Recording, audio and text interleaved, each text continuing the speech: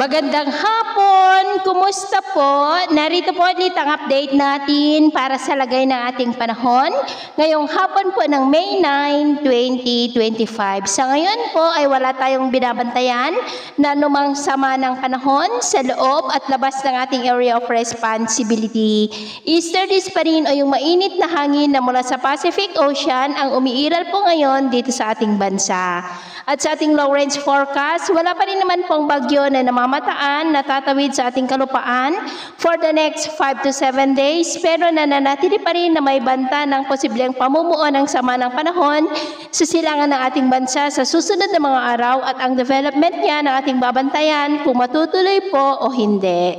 At sa lagay ng ating panahon, ngayong hapon ay nakakaranas ng cloudy skies with isolated rains sa ilang bahagi ng Ilocos Region, Cordillera, Cagayan, kanluran ng Central Luzon, ilang bahagi ng Cavite, southern part ng Quezon, Camarines Norte, Mindoro Provinces, Palawan, Panay Island, Negros, Cebu, ilang bahagi ng Bohol at malaking bahagi po ng Mindanao.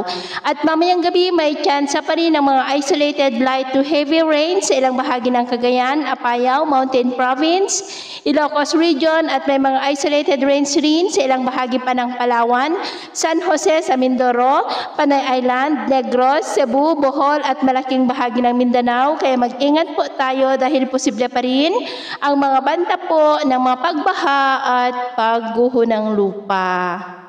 At sa atin naman pong mga baybayin, wala naman po tayong nakataas na namang gale warning signals, pero iba yung pag-ingat lamang po kung papalaot tayo para po mas makaiwas sa mga sakunang pangkaragatan.